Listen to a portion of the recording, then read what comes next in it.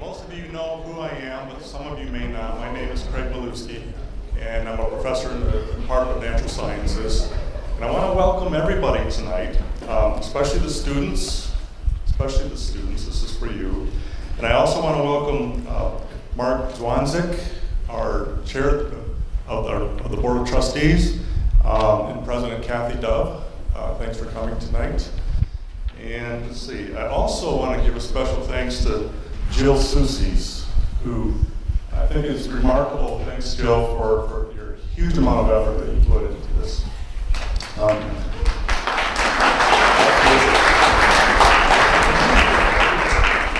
So our speaker tonight is Dr. John Hausdoerffer. He's the Dean of the School of Environment and Sustainability. He's a professor of environment and sustainability in philosophy at Western Colorado University. You can also describe John as a social and ecological philosopher, teacher and mentor, and author and speaker. And John has co-founded several different organizations. I'm just going to select 3 of them. You can describe them for a moment. The Cold Harbor Institute, a learning laboratory for regenerative living practices for students and community members seeking a place to connect back to their roots and find solutions for the future. The Center for Mountain Transitions, empowering students to advance just and sustainable mountain communities from the Rockies to the world. The Resilient Studies Consortium, a nationwide network of colleges and universities advancing place-based educational opportunities for undergraduate students from a diversity of backgrounds and passions, creating pathways to better understanding of resilience in the coming era. The Resilient Studies Consortium seeks to engage and empower students with rich environmental understanding.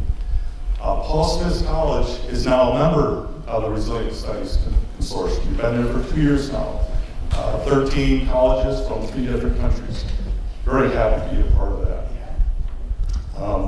I met John at the Resilient Studies Consortium meeting 2 years ago, and meeting John and the other faculty stewards from the other colleges was like meeting a group of kindred spirits. It was amazing. I was very happy to have that experience and have Paul Smith College become a part of that consortium. So briefly, I want to say this. Our membership in the Resilient Studies Consortium fits well with a couple different things. First, our initiative. We have an initiative here on campus, the Global Center for Rural Communities, cultivating resilience through education, collaboration, and outreach. So it fits very well. And also, our membership with the Resilient Studies Consortium fits how we characterize our Paul Smith College identity, our brand of experiential education, which can be described as a deepened engagement with our students. We like to say it is real and it's in place, an integrated education that cultivates the students as whole beings in mind, body, heart, and soul. And finally, the history, culture, and environment of the Adirondacks as a place that speaks to our deeper sense of self and purpose. And it's these that we hold in highly as some of the values of Paul Smith College. So it is in this spirit that I welcome Dr. John Hausdoerffer and his lecture on the Renewal movement, merging environmental ethics and social justice.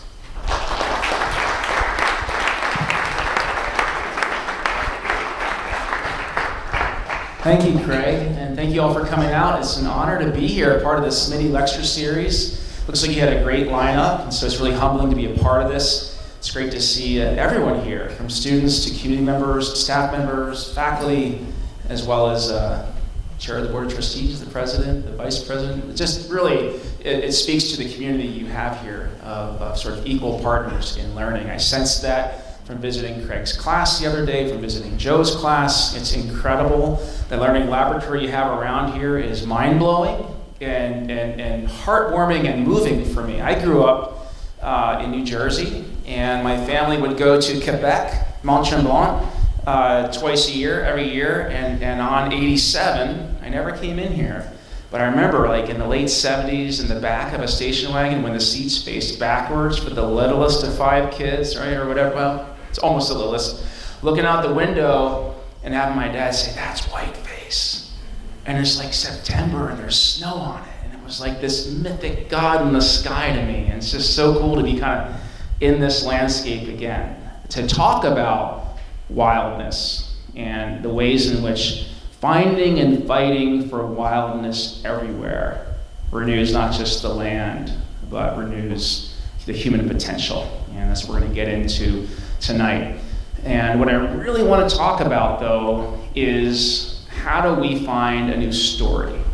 You're seeing a lot of people out there right now talking about story, right? You're seeing entrepreneurs and business leaders talking about identifying that right story that's going to compel people toward innovation. You see scientists frustrated with IPCC data being ignored, trying to discover the right compelling story. You're seeing people talking about if you don't lead with a personal story, you're not going to move hearts and minds, right?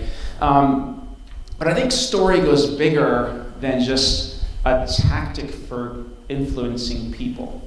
I think story reaches deep into almost archetypal, world historical unconscious of what moves us as human beings to build a more just and resilient and joyful world. And so I want us to think tonight around what is the next story, okay? Now, we'll get into why it's dangerous to argue for a dominant story.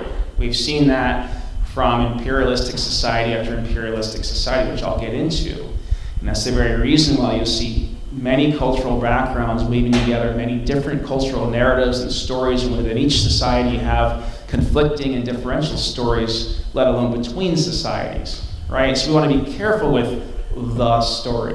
Also, when I say what is our story, we want to be careful with who is we, right? Sometimes when environmentalists talk about we in terms of the human impact on ecosystems, by sort of creating a kind of false equivalency across all humans, you've just equated the impact of the billion people who live the billion people who live on $1 a day. You just equated them with the CEO of Exxon by saying we in terms of human impact, right? So how do we? When I say we, I mean my kind of settler colonial post-European American settlement background and my impact on the globe as a participant in the global consumerist capitalist society that emerged from that background. So when I say me, I'm talking about that. When I say we, I'm talking about that. How do we rethink our story, right? And so we're going to complicate we're going to complicate story, but putting that aside for now, let's think about dominant stories that have driven society in the past. And I want you to think about, where are our stories written? They're not just written into texts. Aldo Leopold said they leave their signature on the land. And I talked about this with Craig's class the other day. How many of you are familiar with the Dust Bowl?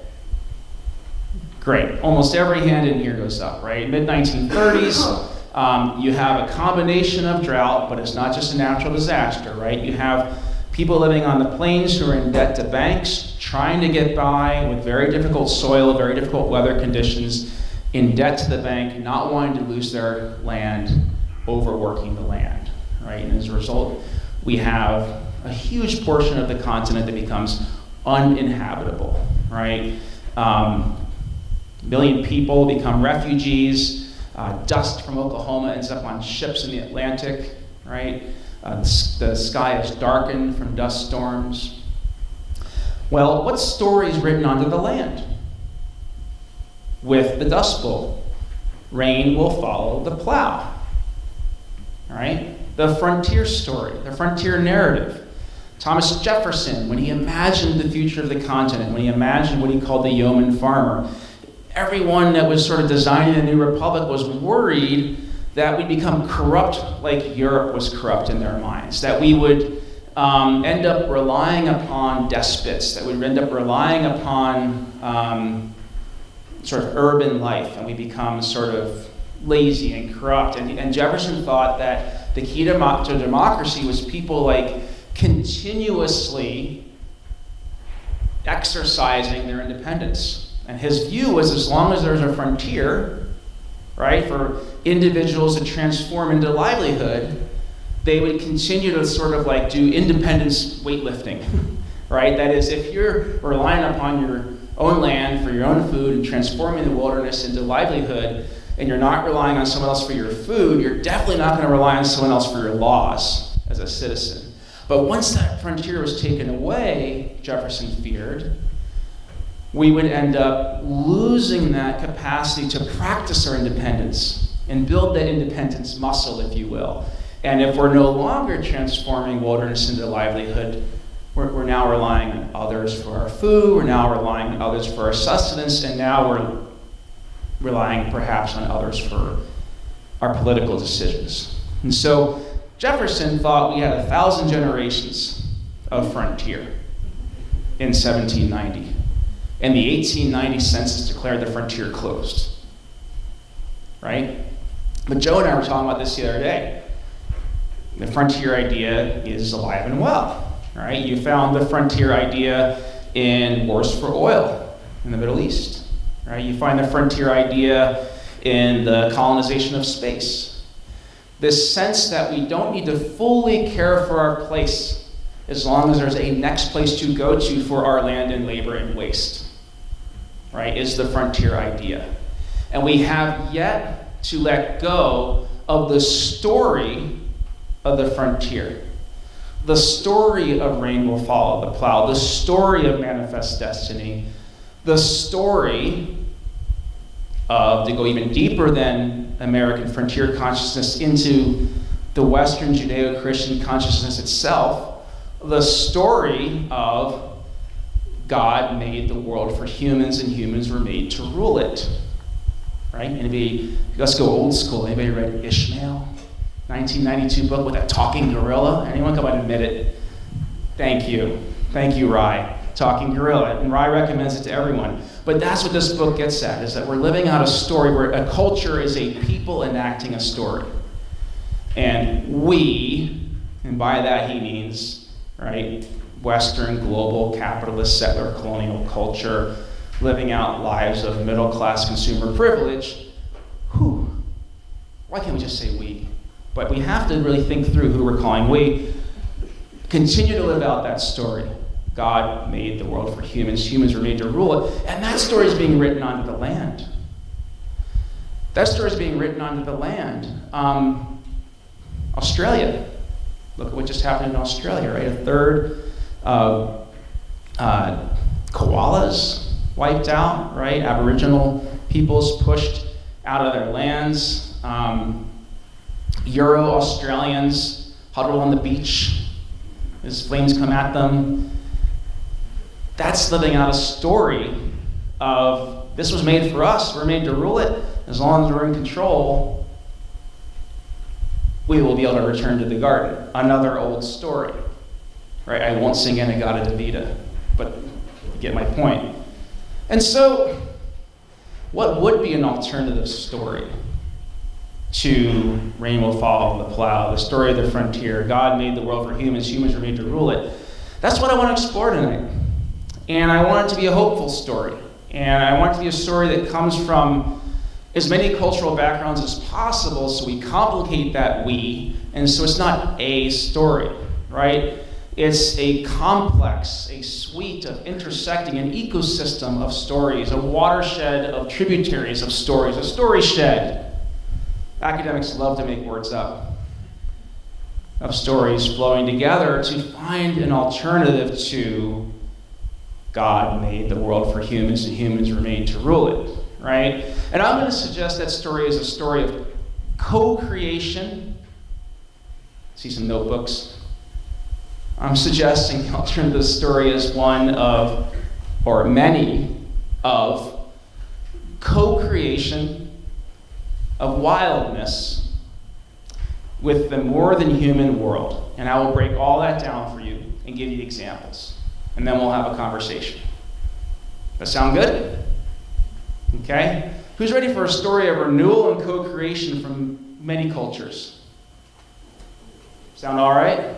Okay, watch Joe's hand. And then who's ready to complicate that? No? Okay. Okay. So, in this book, Wildness, my colleague Gavin Van Horn and I, from the Center for Humans and Nature, really cool website they have, humansandnature.org. Right? When I first heard of it, I didn't think it was real. It sounded like George Costanza's Human Fund from Seinfeld. But humansandnature.org, it's an incredible website with great scientists translating their work through humanities and creative writing, Craig, like you. And they bring together as many cultural backgrounds as possible to explore questions like this. And in Wildness, we wanted to get past what's known as the old wilderness debate. Okay, and just to summarize the wilderness debate, is that there's a concern on the left in the 80s and 90s, and hopefully all the way till today, that wilderness is a very privileged and problematic concept. That, how do I put it? One of the authors in here is a Mexican indigenous man, Raura Murray native, named Enrique Salmon. And his opening line in here is, "There's no word for wildness in my language." Okay? He says, for him, and we have to be careful not to romanticize here, right? But he says, for him, right, he views his people historically in Copper Canyon, Mexico, as like a keystone species, he says. Right? Their practice of livelihood, how they harvested food, helped other plants germinate, how they hunted, how they burned, enhanced the biodiversity and predator-prey health and flora-fauna relationships on the land, right? And because of that livelihood, it was just home. And it was a rich home that supported both their livelihood and biodiversity. And what would it mean to have another society, a dominant society, show up and call your home a wilderness? Right? It would erase from that land any memory of the intelligent use through a long history of trial and error of your people on that land. It would erase your intelligence in how it's written onto that land, and mistaken stories and renewed stories that work to become a keystone species on that land to just call your homeland wilderness. And so it was great to have an author in here in a book called Wildness who just was like, get me away from this word. Right? And so it's a problematic term, wilderness, for a lot of societies because it was used as a tool of colonialism. For William Bradford, if you read Plymouth Plantation 1620, for William Bradford, who's escaping persecution in England, right? So he's got a bit of a Moses narrative going already. Right? For that Moses narrative, he needs the land to be framed in a certain way for his Moses narrative to work. Right? He needs that journey through the wilderness, like Moses, right? And so he encounters this land and he sees what he calls, wild beasts and savage men. And his ability to call it wilderness means others don't own it. His ability to call it wilderness makes it available for theft. Yeah? And so some scholars became concerned with that here we are celebrating a concept that is acting as if stolen land was never used in complicated ways. And therefore, and so now we celebrate it as places of intellectual and spiritual transformation when in fact it's still someone's homeland, right? That was shaped by intelligent use and trial and error and learning from those errors. And so this was very upsetting to the wilderness movement in the 90s. This critique of wilderness also argued that as long as we kind of fetishize wilderness, we're spending all of the environmental funding and activist energy on places far from where we live. And the idea of pristine, pure wilderness starts to cause people to see their own home as corrupt. Like when I left New Jersey in 92, I was out of there. I was surfing, a syringe floated by, I was like, this place is done. I'm going to Colorado. And that's problematic, right? Because suddenly I looked at like the homes and environments, right? Where we live, work, play, and pray, right? Of millions of fellow Jerseyans as corrupt, as not worthy of a fight or of care. I'm going to Colorado, right? And so wilderness becomes this like act of privilege as well. And so it's very problematic. And so there's been this division in the environmental community between sort of more social justice efforts to fight for clean air, clean water, green space in urban communities, on Native American reservations, against waste, toxic waste, against unjust mining practices, right? There's been a bit of a tension among farm worker communities, right, between those efforts and wilderness. In fact, in the late 1960s, early 1970s, when the great civil rights leader Cesar Chavez was struggling against DDT, okay, chemicals that were causing birth defects and high cancer rates among farm workers in California, mostly Latinx farm workers, he approached the Sierra Club. He approached the Audubon Society, the Central Valley chapter, the California chapters of these organizations for unity, for solidarity. And those organizations kind of said, nowadays it would be called mission creep. If you ever are an intern for an organization, it's a good thing for an organization to think about. If you get into mission creep, you only have a limited budget, you only have so many people to get things done, you kind of get watered down. So Sierra Club and Audubon Society both said no to joining forces with United Farm Workers. Huge missed opportunity, right? And we've seen that tension reemerge time and time again. In 2005, there was an effort by rabid anti-immigration groups to take over the Sierra Club board. Because what they wanted to do was they wanted to join environmentalists concerned about open land and open space and concerned about population, and join them with anti-immigration groups who would keep population down by keeping immigrants out, right? And we see that in environmental thinkers like Edward Abbey, that kind of racist environmentalism.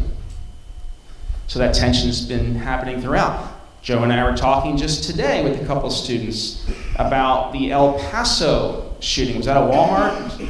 And the New Zealand shooting, and there was one more. In Norway. And these mass shooters are putting out manifestos, right, that are environmental in nature, right? And that in the case of El Paso are anti-immigrant in nature for the sake of what they view as ecological health. And many of you who are climate scientists or climate activists who hold out hope, right, that the right methods of science communication can sway folks on the more conservative side of the spectrum to buy into climate solutions, have to work fast. Because on the far right, the second climate science becomes convincing, they're actually going to include an understanding of climate refugees, and you're going to see anti-immigration sentiments get much scarier. Okay? And so there is this tension, even to this day, around kind of a passionate fight for spaces without humans. As the Wilderness Act says, where man is a visitor who does not remain, and people who are fighting for social justice in the places in which we live, work, play, and pray. Okay? Depressing part of the talk over. We good? Okay. And so what I was interested in with this book is there a way of rethinking wildness that cultivates unity across these groups? And I brought in working lands movements because I see them as maybe a way of being a bridge, of showing a method for co-creating wildness with the more than human world. And so what I'm going to do is I'm going to share like three corners of a triangle tonight from the book and some quick documentary clips. We made little films that go with the chapters. One from the wilderness perspective, one from the working lands perspective, that bridge, and one from the environmental justice perspective. And when you look at all three, write this one down. You want to think about, sorry, I'm a teacher. You want to think about renewal. Because when you look at like how the word wilderness and wildness break down in Old English, wilderness means self-willed land. Okay? So let me share a clip with you that gets at that. This is from the wilderness corner of the triangle. And Roderick Fraser Nash, as somebody interviewed in this book, he wrote a classic called Wilderness and the American Mind. And it was like essential reading in everyone's backpack throughout the 70s, 80s, and 90s, anyone who like loved being out in a wild land. And Rod Nash is still alive. He's like 80. He still floats the Grand Canyon in a wooden dory. He's done it 75 times. I saw him skiing a double black run at Crested Butte recently. And he still is very passionate about wilderness. And so he kind of defines it in an interesting way here. I want to start with that tonight. See if I can find it. Yeah, here he is. Here's old Rod. Control. So for a compact definition of wilderness, you could say self-willed land. Land that is not controlled. Land that is responding to its own needs, its own evolutionary trajectory, self-willed land. Same token, a wild animal is one that is not domesticated. Cow, obviously, is controlled. Deer, not controlled. We can use the term wild to refer to that condition of having its own self-will. Willed, contracted to wild, is what we're talking about. A willed. So, pretty simple, right? Wilderness is self-willed land. And this is where we're talking about that corner in which we're discussing, when I talk about wilderness, because we'll get at why wildness is different. When I talk about wilderness, okay, we'll give it a capital W. Capital W wilderness, the platonic form of wilderness, is large-scale public lands zoned in a particular way. Just like you might zone a neighborhood and not have a McDonald's in it, right? In our public land system across all the agencies, right? You can have land zoned so that you don't have mechanized vehicles, so you don't have roads, so you don't have industry, for the sake of scientific study, for the sake of biodiversity, for the sake nowadays of climate sequestration, for the sake of recreation, for the sake of spiritual connectivity and transformation. Wilderness is a form of zoning on public land for the sake of those values, okay? And so for him, that means that form of zoning means letting the land have its own will. And for him, when you ask him about wolves in Yellowstone, right, he'll talk about before the reintroduction of wolves, how in Yellowstone the deer and elk populations were getting so overpopulated, they were not just overgrazing the grasses and causing soil erosion, they were also eating bark off of aspen trees and disrupting the health of the forest, as well as their own health, right? And he would argue that if you look at the studies coming out of the reintroduction of the wolves, you start to see the land regaining its self-will, he would say. That without us getting out there and constantly managing deer populations, the wolf, which he sees as part of that landscape, and you can challenge him, and why aren't humans part of that landscape, or you can read my chapter where I challenge him on that, but let's bear with Rod. He's given his life to this. The wolf, to him, is like the center of the will of that land, the noumena, as like Kant or Leopold would say. And so, you know, but what's really going on there, right? When a wolf, you know, stabilizes those populations, right? It restores the integrity and stability and beauty, as Leopold would say, of the vegetation, of the soil, of the forest, of the animal populations, right? Although Leopold, I like his definition better than self-willed land. Although Leopold called it the capacity for self-renewal. Any being, system, community that can renew itself, right, has Wildness. Gary Snyder, the great beat poet, visited my campus and asked the students to think about whether or not they thought through their breathing that day. And no one really had. And he said, yeah, that's inner wildness, right? It's you're self-renewing without having to control it, as Rod would say here. So you have that wildness in you. And for Gary Snyder, just as the Big Bang extending out into the universe and eventually contracting again, kind of like your breath, there's wildness, there's self-will in the universe from inside your breath all the way out to the outer reaches of the infinitely expanding and then somehow contracting eventually universe. So wilderness is zoned land, right, for those values of biodiversity, spiritual transformation. Wildness is any being, system, or community that can renew itself. Wilderness is one version of that, yeah? So wildness is the umbrella, you get it? Wildness is the umbrella. Any being, community, system that can renew itself. Wilderness is, right, how we promote that self-renewal on large-scale landscapes zoned for wilderness. So the question of this book became, where else do we find beings, systems, communities that can renew themselves? This becomes really exciting. Because no longer you have a tension between, say, United Farm Workers and Sierra Club around, which landscape are we fighting for, which bodies are we fighting for. It's like, no. The self-organizing systems of the United Farm Workers, right, trying to self-renew the health of their bodies and of their communities in the face of agricultural capitalism, right, is just as inspiring of a self-renewing system as what's happening in the Yellowstone landscape, right? And so there's a wildness. You can be very careful not to call other communities or your own community or any human being wild. We already covered that. But there's a kind of self-renewal, a capacity to renew itself that we start to find not only in land management, but hopefully in community-based democracy and social movements.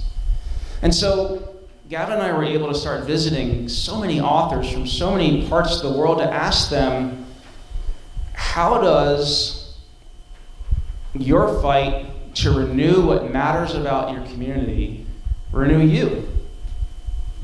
Just like for many of you, working in Adirondack Park for the sake of its self-renewal renews you.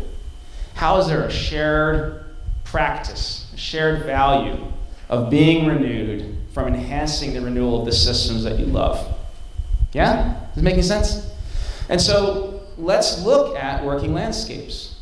Let's shift away from wilderness, large tracts of land zoned for biodiversity and spiritual transformation and recreation, which is one form of renewal, to another. And so one of the authors we visited was Laura Watt. And Laura works in California on the coast in the Bay Area outside of Point Reyes.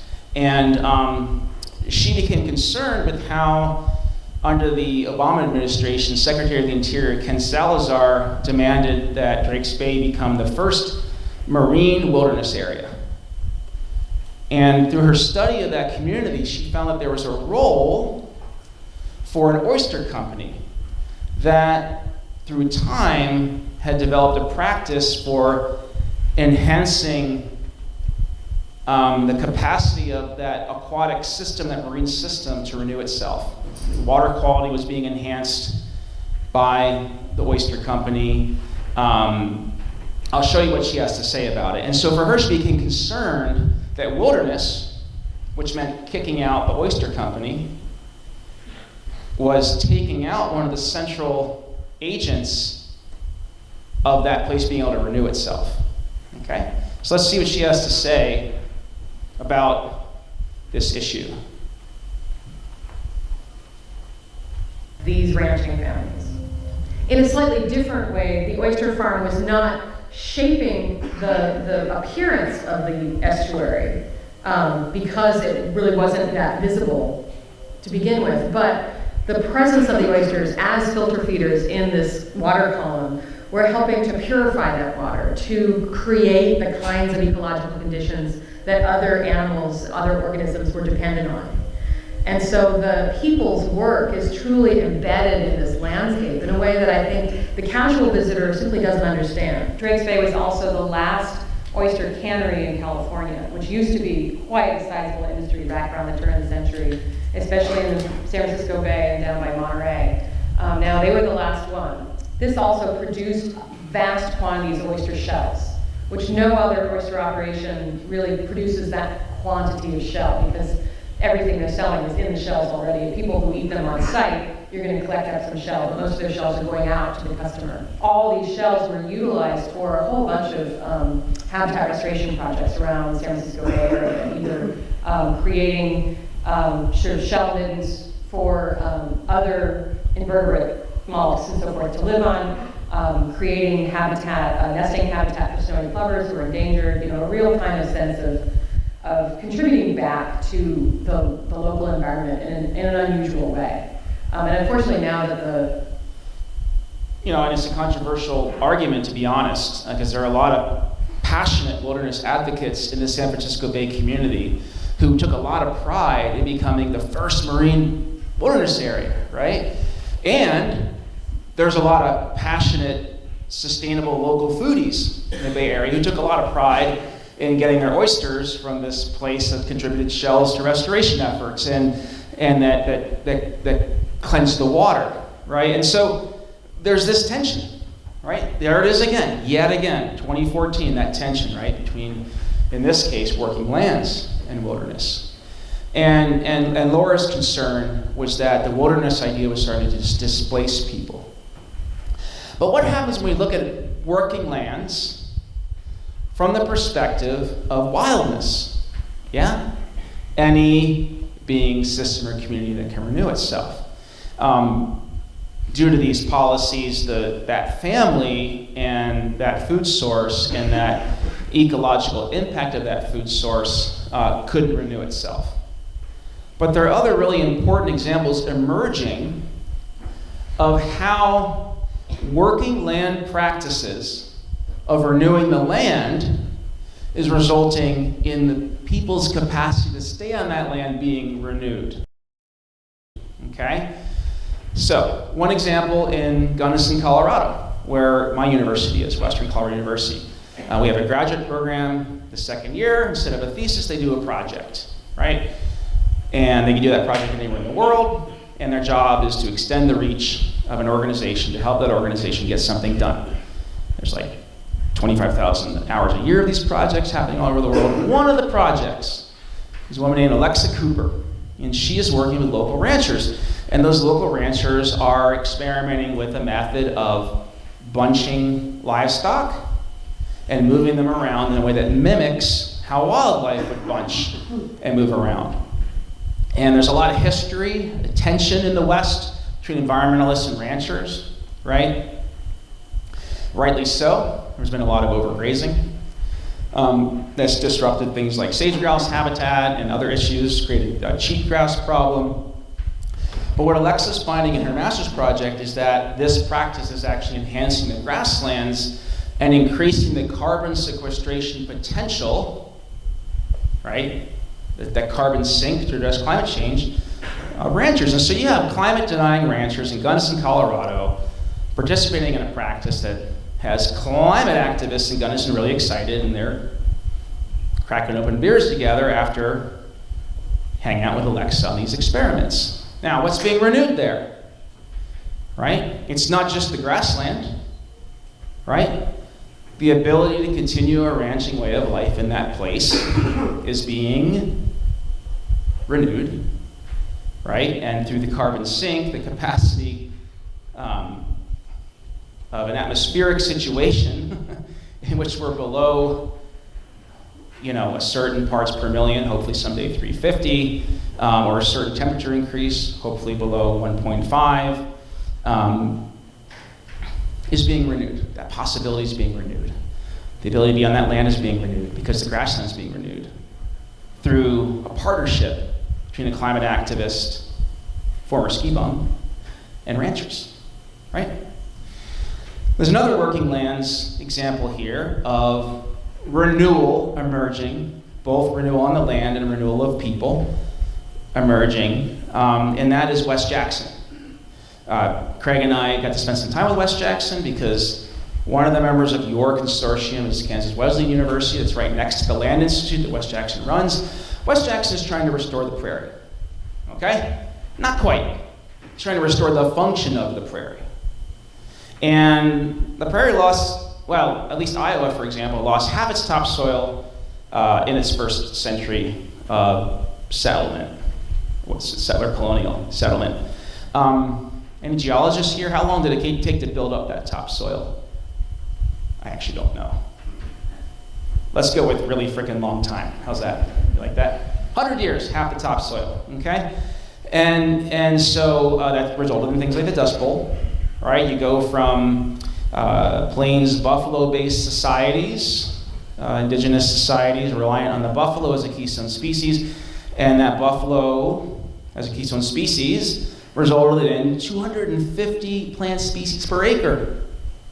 Okay, so 30 million buffalo, 250 plant species per acre supporting plains tribal communities, and then within 50 years it's uninhabitable with the Dust Bowl, yeah? And so West Jackson is trying to restore the function of the prairie. And so he's developed what he calls perennial polyculture, right? Perennial polyculture, and perennial means a perennial plant that can grow without tilling the soil, without planting new crops every year. It saves on fossil fuels, it saves on water, it saves on pesticides and herbicides and fungicides. And he has 3 kinds of perennial plants. Sort of like a wheat kind of plant called kernza, a sorghum, and like a sunflower type plant. 2 of them are biofuels, all 3 are edible. Kernza is the one he's been able to scale up and compete with other grains. But that's not enough for him. He wants it to be polycultural. So his dream is of enough perennial plants in relationship to each other where they're checking pests on their own in the way that a prairie ecosystem would. Right? He's saying, what if we had, a system that fed and fueled us, right, that sequestered carbon and reduced fossil fuel use, all those things. Perennial polyculture. And so for him, it's also he's not sure yet. Does it provide habitat for raptors and small rodents and other kinds of animals? What kind of system can come out of perennial polyculture? And for him, in here, it's how he defines wildness. You find this. He says, should have brought my glasses. This new effort, he's looking back from 2100. Okay. This new effort made possible the new paradigm. A few scientists looked to nature's natural ecosystems for their standard, those perennial green mixtures that evolved over millions of years.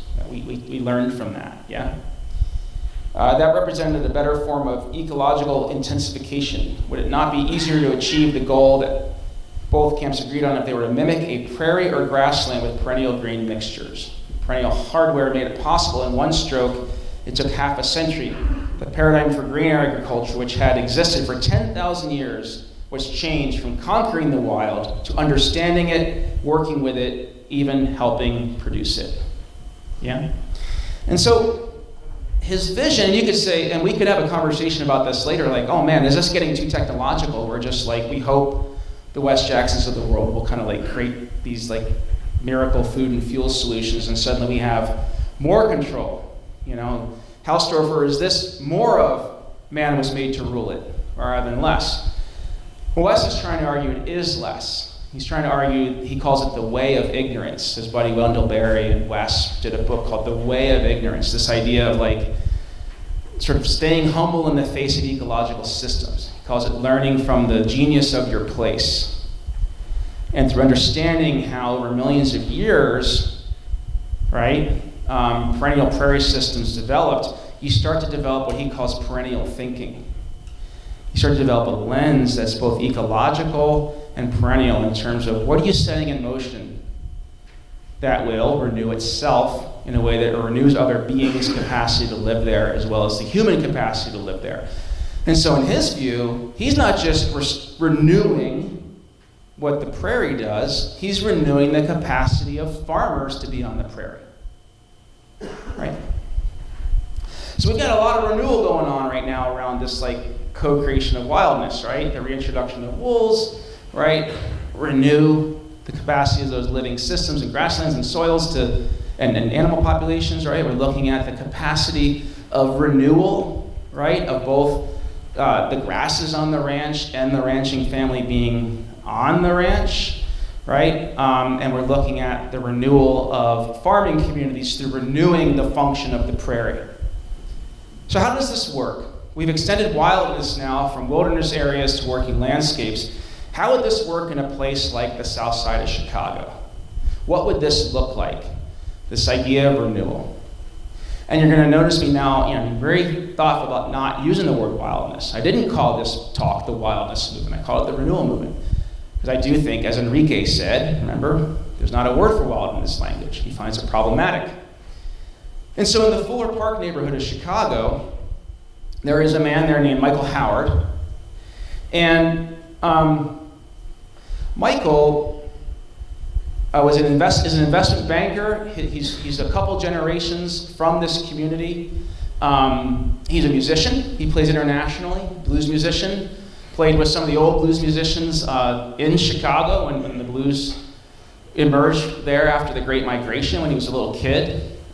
He's an incredible human being. And he was watching TV one night, Nightline, and there was a report about his neighborhood having the third worst lead-contaminated soil in the nation. And he looks at his wife and he says, no way are we letting this happen. And so let's think about the layers of renewal here, okay? And some of the things he faced that West Jackson didn't have to face, right?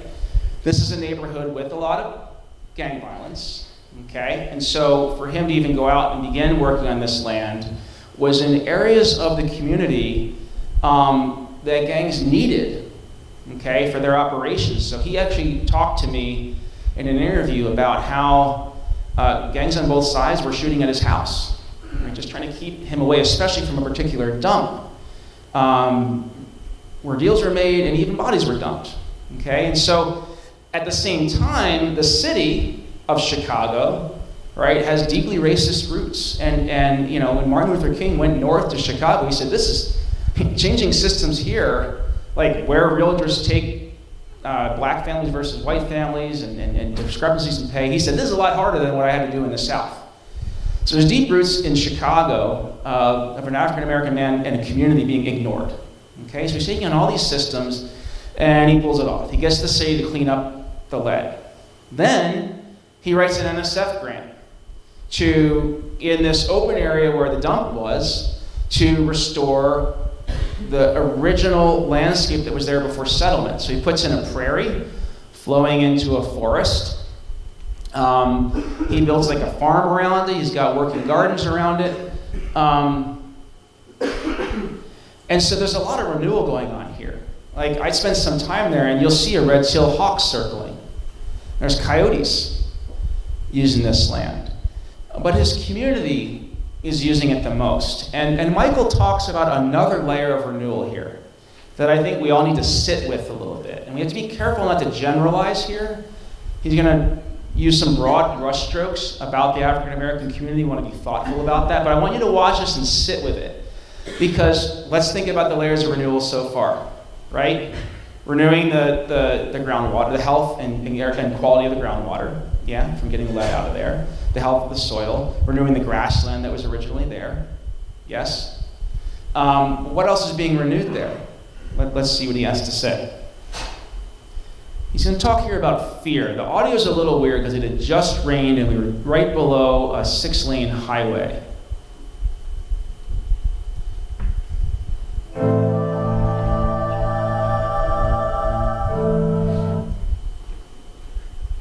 And that's the fear that we have to deal with here at ENVS, specifically with the African American residents in Fuller Park and Brownsville.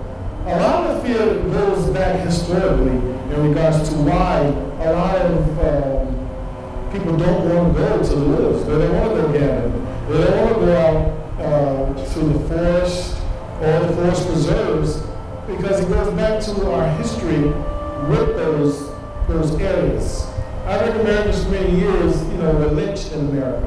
And so African Americans, especially prior to the baby boomers, and even the baby boomers had experience with lynching, when they see a tree, it's not a positive reinforcement for them. The fear goes deep, because even before the lynching was popular in America, there was atrocities that took place in woods. If you want to get rid of the body, you just take them out in the swamp, and you kill them. And then if you were trying to escape, you had to go through the swamp, which was a horrific journey for a lot of people trying to escape slavery. And so if you had to go through these swamps and these bayous of the south and these bug-infested forests trying to make it north, the last thing you want to see was another swamp, another forest, and you ingrain that fear in your children. It's like kids when they see a spider and they jump. That's a learned fear. And so the fear of the woods and the trees is a learned fear from the grandparents and the great-grandparents that transferred that fear onto their children. It's like, baby, we don't go to the woods. Baby, we don't hang out on no trees. We're going to go somewhere we want some open grass where we can see. And so learned fear, ingrained generational, is a hard thing that we have to battle here. But I'm going to tell you, that's why we use fun so much here. That's why we try to engage them in activities in the outdoors that they will say, oh, okay, I'll try it. And then we will act like we're not paying any attention, but we're very carefully trying to make sure that experience for that family or for that child or for that adult is a positive one. ENVS Farm Project, it has had some challenges. Getting people to work land, again, has been an uphill battle. The first thing out of their mouth, oh, no. We don't do that slave labor no more. Because learned connotation and historical, we worked 300 years for free on the land. Who wants to do that again?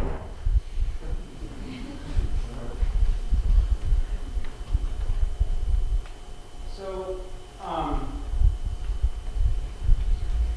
another layer of renewal here, yeah?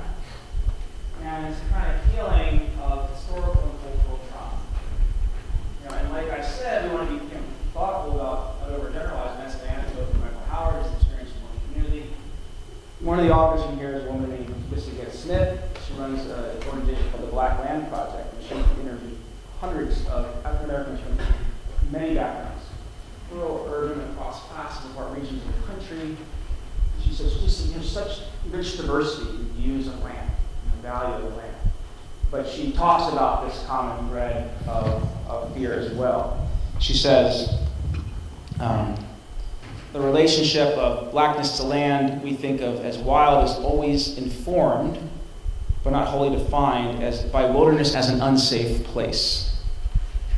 It remains inhabited by the specter of flight from patrollers enforcing ownership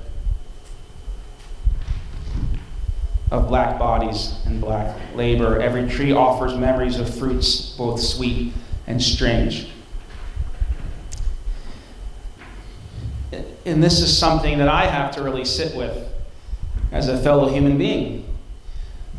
I grew up with the woods as a place of personal transformation. My grandfather loved Ralph Waldo Emerson, right? He said, in the woods, I am nothing, I see all. Yeah? So I don't have a family background that she finds in her research. She told me, she says, I can't tell you how many times I show a tree and I get a story about a lynching. Yeah. So, what is to be done with a concept that from Enrique's Native American perspective is justifying stolen land, wilderness, yeah, And from Mistinguett and Michael Howard's perspective, right, is sort of saying the cultural historical sites in their families of deep trauma is a place of transformation for me.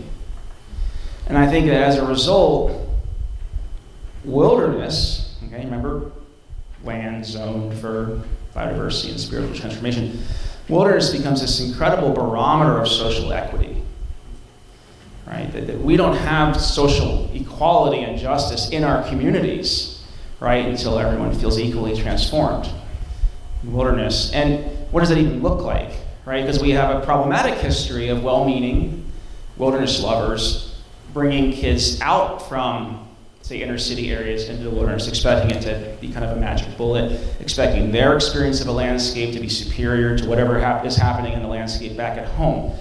That's what's interesting about Michael Howard and Eden Place. He's creating a launch pad and a landing pad in the community to heal from that trauma. And so in the forest he planted, he started having camping nights, right? And they'd sleep under the stars in Chicago. And sometimes even hear the coyote howl. And eventually the families gained confidence to go with them and camp under the stars in the boundary waters, but then had a place to return to at home, where they experienced that kind of renewal. But it's not the must experience my kind of wildness to have renewal. No. The renewal, right, comes from fighting against lead contamination in their community, right? Fighting for local food systems in their food desert, right? Connecting with the health of land where one lives, as a form of healing from both cultural trauma and historical trauma on a social scale, and a way of renewing personally on an individual scale. So I think Michael lays out a really interesting model of within one's community, launch pad and landing pad that crosses those boundaries between, say, wilderness and social justice. And so you just think about how many times I kind of threw that word renewal out tonight. You know, when we think about, the renewal of an ecosystem for reintroducing wolf, we think about the renewal of not just the grasslands, but the renewal of a rancher staying on a piece of land or a farmer, right? You think about the renewal not only of the soil in Fuller Park neighborhood, but also the renewal from that cultural trauma, from what happened in the woods in the South. This idea of renewal, of being systems and communities that are democratically, socially, ecologically finding and fighting for that wildness everywhere, gives me great hope that the depressing way I started to talk about all this division and the El Paso shooter and things like that there can actually be a unifying way in which wilderness movements, working landscape movements, and environmental justice movements can find solidarity and common cause. And that would be an incredible movement. We're seeing a lot of division on the left right now. And so I'm looking for unifying experiences, practices, and ideas. And so I'll leave you with this. Let's go international for the final thought. There's a woman named Vandana Shiva. She's in India. She's in this book. And she is how to describe her? She's not a scientist. She says that sometimes. She has a PhD in the philosophy of science. Let's not get into what a scientist is. But she gets criticized for that a lot. She is an activist who's concerned about the commodification of traditional Indian farming practices, and who's concerned about the way in which kind of global neoliberalism has displaced Indian people from their social capital, their natural capital, their intellectual capital, their financial capital as working people on the land, and has led to 250,000 suicides in the last 20 years among farmers in India. And the way she struggles against that is twofold. One, she operates at the global scale, challenging the WTO, trying to get people to think differently about how her seeds are being patented by corporations like Monsanto. She also tries to walk the talk, and she has a farm called Navdanya to show a model for returning to traditional practices. And this is what she says. She says that Prior to the Green Revolution, following World War II, right, there were efforts as what we now call the developing world was moving out of colonialism, and there were concerns and fears that in their economic desperation they would choose the Soviet communist pathway, and there was a hope that their markets, their labor, their resources would remain open to American economic growth after World War II. You with me? Yeah?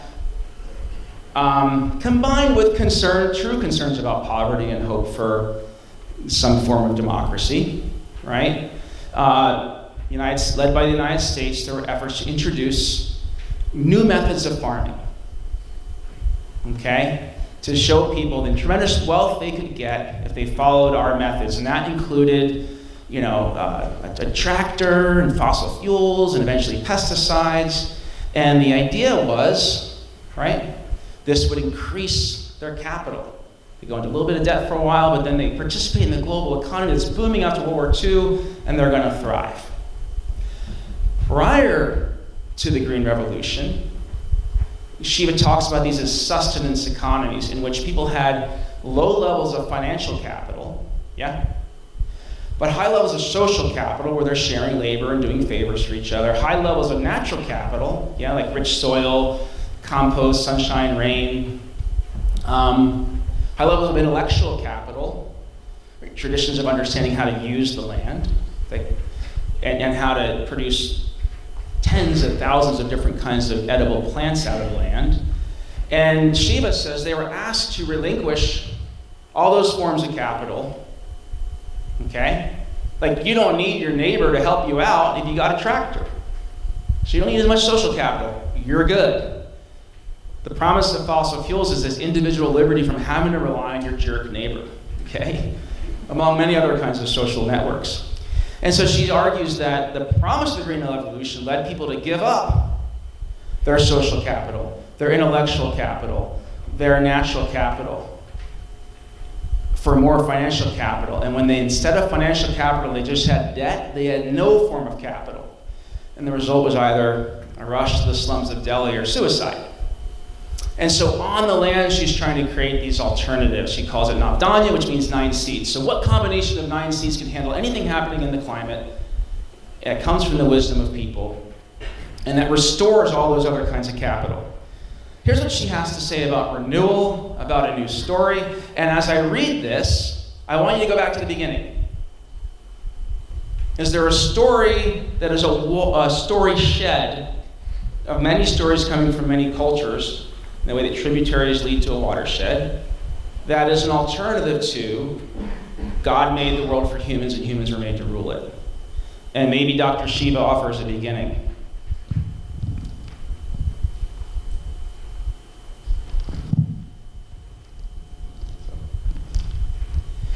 When I talk about the infinite creative energy of the universe, I am talking about Gaia's self-organizing energy. The earth, self-organizing, self-renewing, yeah? With me, Matt? Self-organizing energy. I'm also talking about the creative human energy to work and to produce, to organize and to transform. In India and around the world, this human energy has helped cultivate the self-organizing energy of the world. This I call wildness, she says.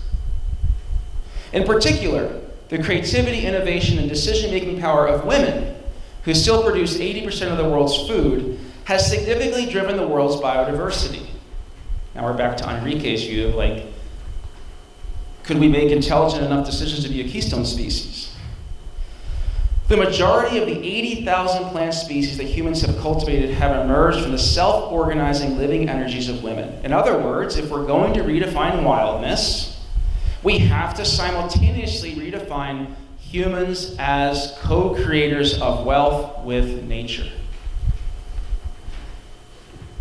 Now, what would that look like to have a story shed of a plains farmer, a southwestern rancher, a Pacific Coast oyster farmer, a Southside Chicago homeowner and community leader, an Indian revolutionary, Colorado ecological activist, all calling for the co-creation of wealth with nature.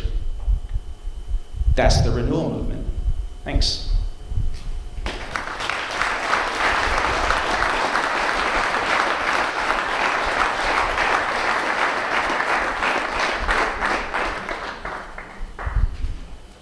Feel free to, I'm happy to talk a bit, but feel free to follow up with me in any of these various and the sundry 21st century forms of talking to each other. Anybody have questions about this notion of the renewal movement? Yeah? You did a great job. Great comments, great words. Thank you. Very kind of you. Although, Adirondack is more wildness, and like things like the Natalie or Randy on more Yep. versus Yeah. Well, I saw your president has Bill McGibbon's book, Wandering Home, is that the name of it, in her office. And he makes that argument, right? He hikes from his Vermont cabin to his New York cabin. He says, in Vermont, you're seeing, right, people come back into wild spaces to start logging sustainably and beekeeping and growing food sustainably. And in New York, you're seeing people leave, especially the youth, and wildness come back. And so Joe was talking about a community, I don't know, we went to the Shamrock. All right, where salt from the road made the water undrinkable. Right? So I think you do have more sort of a combination in the Adirondacks of working lands, environmental justice, and wilderness. Very rich area for this whole triangle I'm talking about. Yeah? Earlier in the lecture, I believe you referenced Edward as environmental racist. I did. I was just wondering as to why. Well, it's really, there's a great book by a dear friend of mine called Finding Abby. His name's Sean Prentice. He's a professor at Norwich. He wants to get a talk here, where he plays with this, and he's not sure. Abby was sort of talked often about not wanting Mexicans to immigrate into the United States.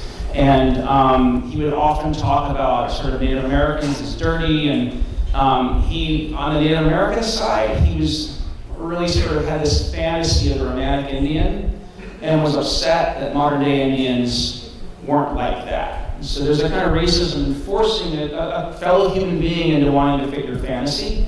Make sense? And then on the Mexican side, it's a little more complicated because he kind of said, like, instead of coming into our land, instead of letting them into America, let's give them all rifles and send them back for a revolution to take back their land. He's a complicated figure, right? I mean, he changed my life reading Desert Solitaire while I was in Arches. He stirred my soul in a beautiful way.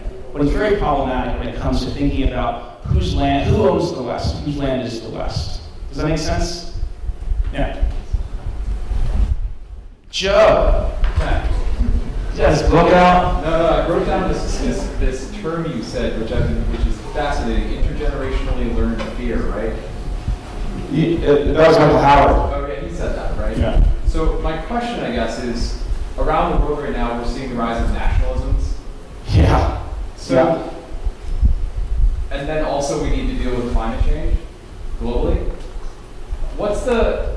How do you renew relationships across differences with people that you don't even know yet? Yeah. Joe, just real quick, because I only mentioned it quickly, but there will be a moment in time in which those nationalistic movements buy into climate change, and that'll be a scary moment, right? Because there'll be I think a really violent reaction to climate refugees in that moment. So I just want to first mention that.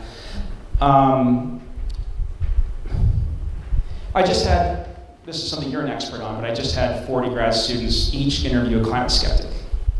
And about half of them began their assignment by saying, the hardest part of the assignment was finding a climate skeptic because I live in a frickin' bubble. And so that's an issue. And so once they found somebody who identified as a skeptic, and then they talked through what does that word mean and all that, they started to discover some surprising common ground. Most of the people they talked to wanted clean water. Most of the people they talked to wanted clean air. Most of the people they talked to identified with the word conservationist. The concern among the people they talked with was that even if the science is real, they don't trust federal and UN scale institutions to impose solutions because they see climate science as a Trojan horse for socialism, right? But at least at the beginning of a conversation there around clean air and water. At least at the beginning of a conversation there. And Sir George Lakoff, someone I know you like a lot, he's a political theorist, cultural theorist. Linguist, okay. And Joe will correct me later, but he makes this really interesting distinction between beliefs and values. And you probably know this better than me, but he talks about how the problem he views in American politics is we meet at the level of conflicting beliefs. So for example, he did a study, Joe, of the death tax versus the estate tax, right? And if you ask the same group of people their view of the estate tax, they say, well, of course there should be an estate tax. We're not an aristocratic society, right? Not everyone should take their wealth into their family. There should be distribution of wealth for certain things like education. If you call it a death tax, people say, there's taxing you when you're dead, right? And then he looks at the same with, you call it climate change, which I think was a Bush-era Republican shift from global warming to make it sound a little less problematic. Well, the climate's always going to change. Whereas if you call it climate chaos or climate disturbance or climate disruption, you get a different view. And so a lot of it is around, he also says, around healthcare. Like, we share values around, we all want our children to have access to excellent healthcare. Our values are shared. Our beliefs differ in terms of, right, is it the role of government to provide it in a universal manner? And so I think one of the things is how to meet at the level of shared values. Now, the rise of nationalism, right-wing nationalism again in Austria, Germany, and even the United States, with what we saw in Charlottesville, is complicated, isn't it? So, it's hard to know even where to begin there, because you're dealing with a set of assumptions that are almost two entirely different languages, living in two entirely different media universes. And that's what my students were confronting. The bubble itself was the hardest part of the assignment. The easy part was, these are the four main points of the skeptic, and here's how I would respond with science. That was like, done, no problem. But breaking out of the bubble is the hardest part.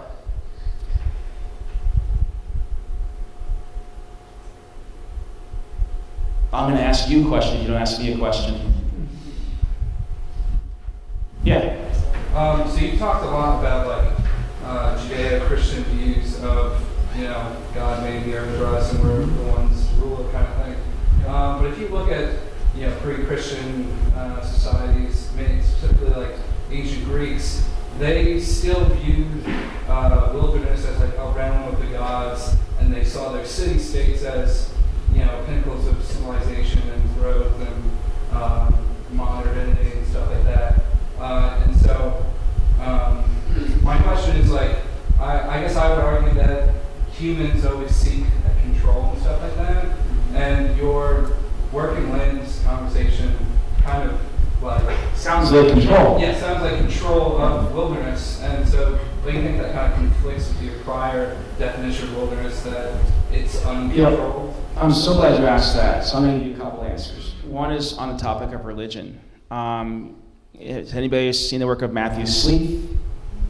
He's an evangelical Christian who started like a creation care movement. Have you read the Pope's encyclical? Right? Parts of it sound like Otto Leopold. And so we're seeing shifts, toward a sort of stewardship versus dominion model, right? And we're seeing religious movements becoming, energizing components of the climate movement. In terms of your question about control, and doesn't it contradict the way in which wilderness is sort of humbly letting go of control, to say, we got this. We're going to restore the function of the frickin' prairie, and it's going to be edible, and it's going to fuel our vehicles, and sequester carbon, and cleanse water, and stabilize soil, and provide habitat. I think the key word there is co-create.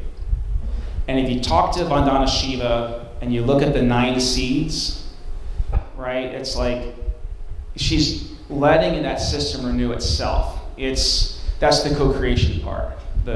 We're involved. The problem with the wilderness side is we don't see ourselves as part of nature under that construct. All right, so at least West Jackson, Bandama Shiva are saying, this is our home.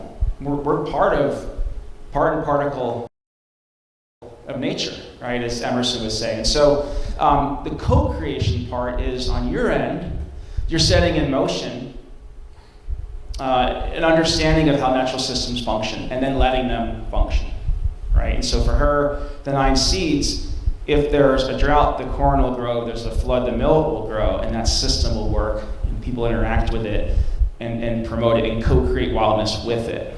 Same with West Jackson, right? If he can get the polycultural part right, and he will admit this, he will say, if my movement and my scientists only create perennial grains, we're just a miracle crop. We're just another cool kind of solar gadget, but it's edible, right? That's control. But he says, if we can figure out how to make them polycultural, where they're working off each other to check pests and things like that, right? And fertilize each other, and now we've co-created wildness. Great question. Yeah.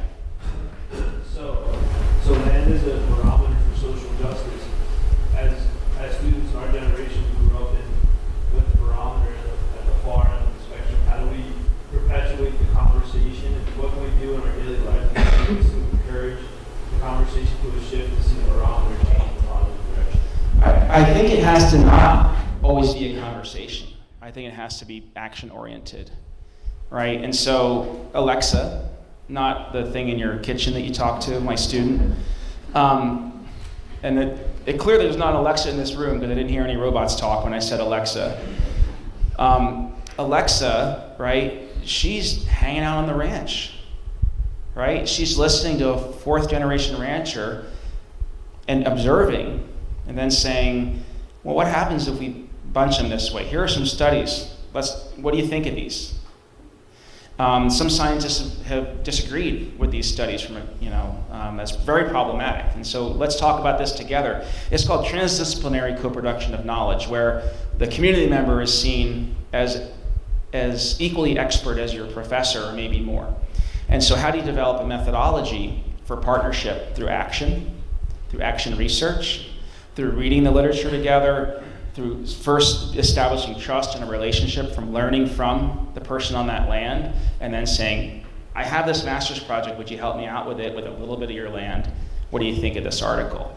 And that's how she built these relationships. So I don't know that it's so much a conversation as just starting to do shit together.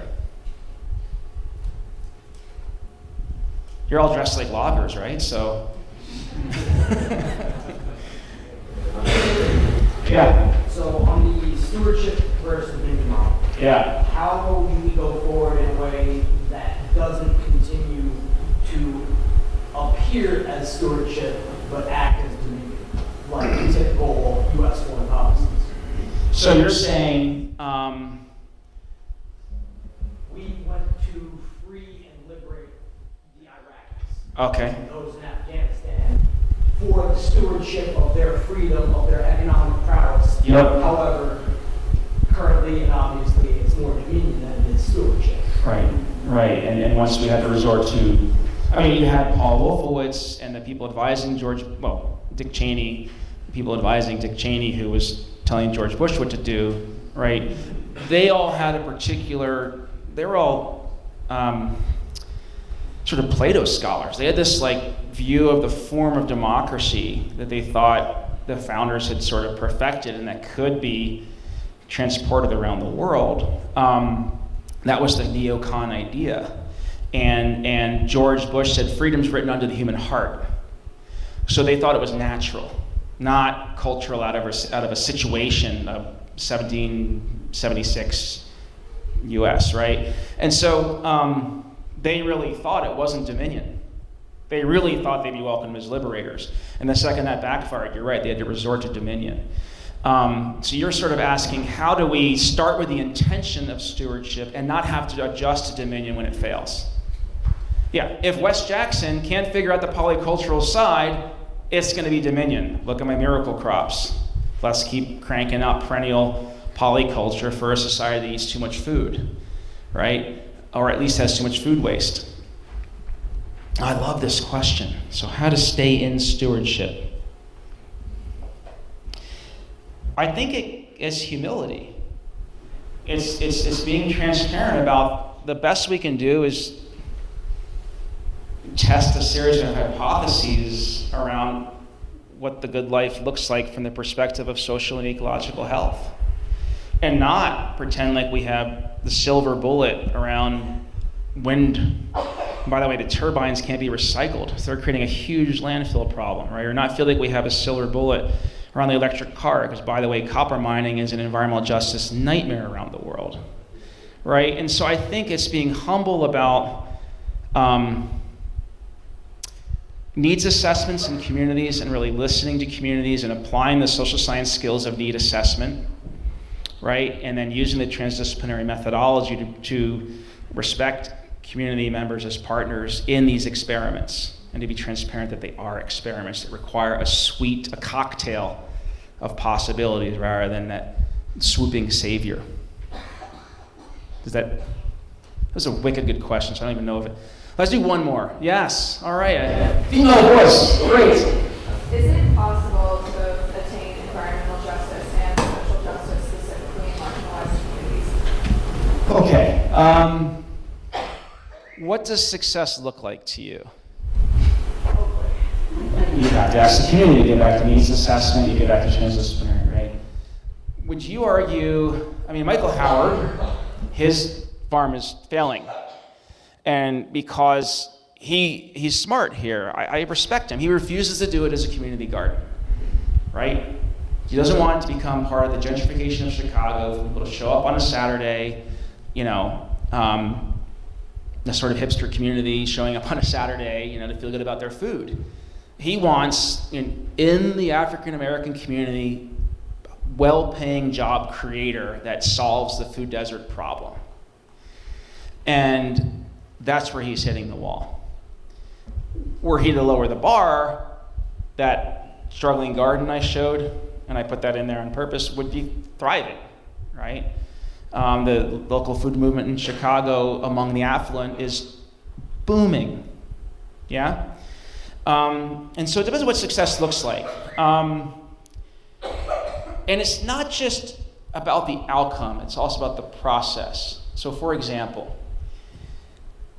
if he could have had the lead in the soil just cleaned up the first time he asked, and had he not created a movement, and not created an Eden place, not created a place for families to go to, not created a place for kids to sleep on the ground and look at the stars with their grandparents, right? And not try to create an economic driver that solves the food desert problem, that also solves the historical trauma of free labor for food.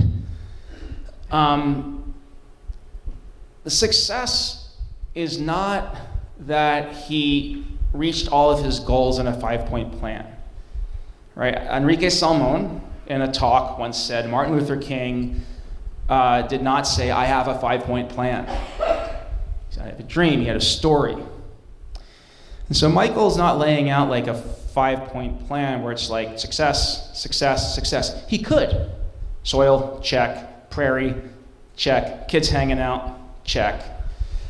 For him, success is in the process itself, and the messiness of the process is part of the success, because more voices are becoming involved, and it's complicating what you think should be done. And for him, success isn't going to look like success to us. Like, he's glad he's kind of hit the wall on the farm, because he can now have community forums where people talk about food deserts, free labor, job needs. The conversation itself looks like failure because they have to have the conversation, but the conversation itself is success for Michael, right? And so I think we have to be really careful not to wait for perfection to be able to say there's been success. I think purity is kicking the crap out of your generation. That desire. I talked to a class the other day about, like, you even want your toilet paper to be perfect, recycled toilet paper, all right? You can't have purity everywhere, all right? This makes me think, that question makes me think about a conversation we had about the real work at home by Wendell Berry, who's a farmer, the Kentucky farmer. And if we come up against this wall, and we don't know what